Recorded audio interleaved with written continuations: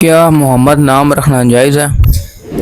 جی بالکل، حدیث پاک کا مفہوم ہے میرے نام سے برکت حاصل کرو۔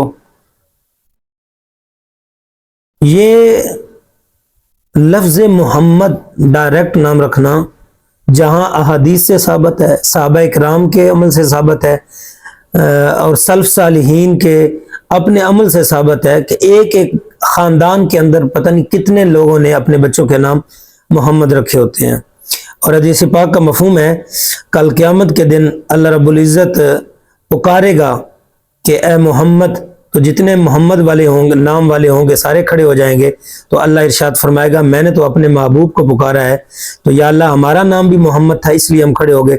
تو اللہ فرمائے گا جاؤ، آج میں نے اپنے محبوب کے نام کی برکت سے تمہیں بخش دیا ہے۔ تو اعلیٰ حضرت علیہ رحمہ نے آپ کا امر بڑا پیارا ہے، آپ فرماتے ہیں کہ اپنے بچوں کے نام محمد نام پہ رکھو، اور بلکہ آپ نے اپنے عمل سے ثابت کیا کہ اپنے بچوں کے نام عقیقے کے دن سب کے نام ہی محمد رکھے۔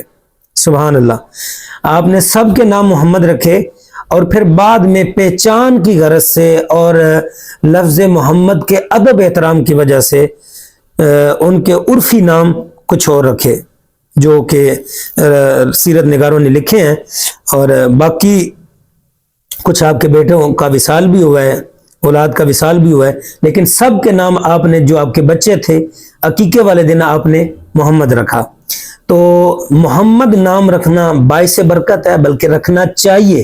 ہاں، حفظ ما تقدم کے تحت لفظ محمد کے ادب کی خاطر، کہ چونکہ عموماً ہم پکارنے میں الٹا سیدھا نام بول دیتے ہیں، تو نام کے ساتھ کوئی اور نام ملا لیا جائے، برکت کے لیے شروع میں محمد رکھا جائے۔